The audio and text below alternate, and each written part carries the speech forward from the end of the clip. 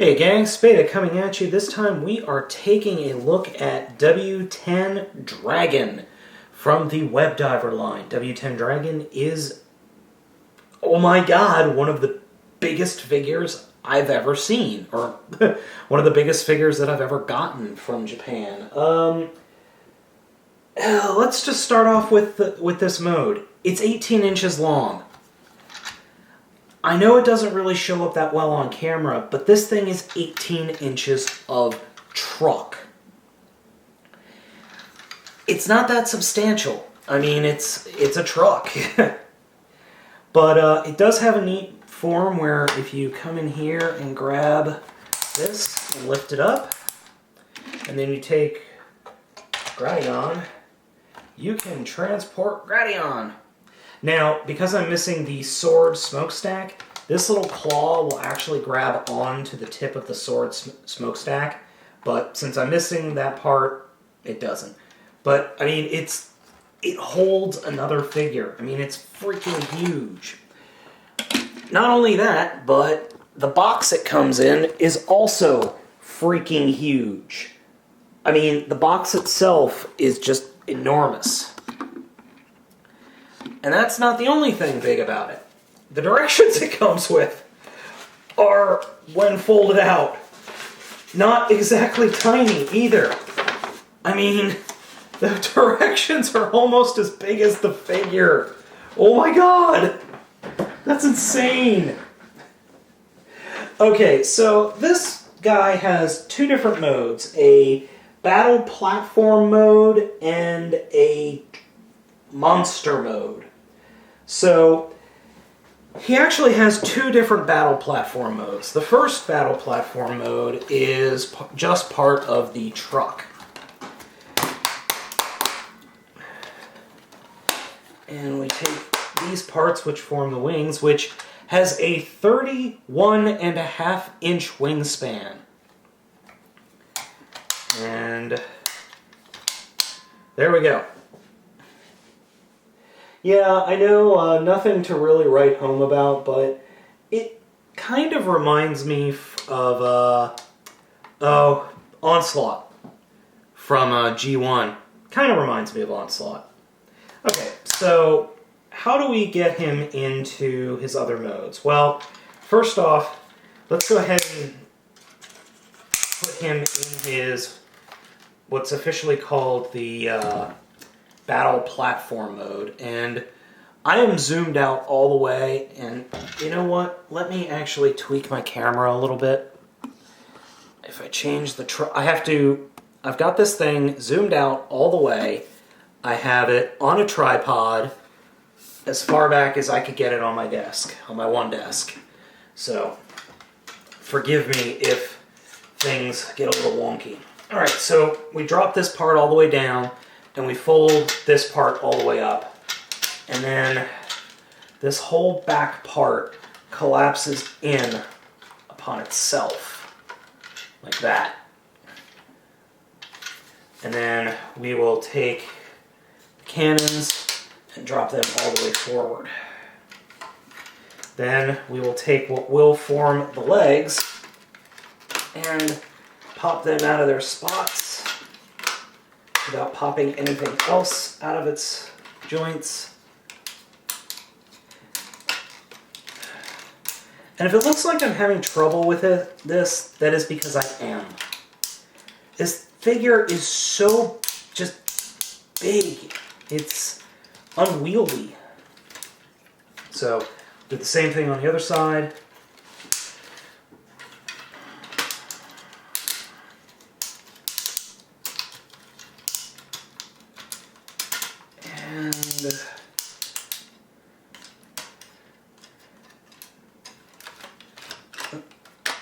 And I'm just breaking things. And there we go. There we go. We've got a little Gerwalk mode going that is a Gerwalk of death. That's not technically it, but you're supposed to take these legs and kind of fold them out in a certain way, but this is good enough. I don't want to futz with it anymore. You know what? Screw it. Now, Train Boy is supposed to be able to stand back here, and you're supposed to be able to attach this guy to Train Boy in robot mode. I'm not going to do it simply because he just kind of stands behind the giant dragon thing. But this platform here that is formed in the back, this flat platform, what you can do is you could take other figures that are in the Webdiver line. There are some deluxe-sized figures. Put them here. Then you can attach both the dragon cannon thing, the other robot, to the train guy in the little game that they have. Oh, and I forgot to tell you that the dragon fires missiles, and these actually do launch a pretty good ways. Straight up they go about 2.5 feet straight up. So now that we have him in this mode, we can then easily convert into his actual dragon mode, which is all we do is we come in here and pull these apart. Actually, I have to take this whole section, pull it down so we can flip the dragon all the way around. Just get everything lined up. Twist the dragon head around. Take these parts, actually flip that part out, and then come in here, open that up, and flip the dragon claw around. So I'll show you that again on this side. Flip that out, flip that up, and then come in here and just flip out the hand.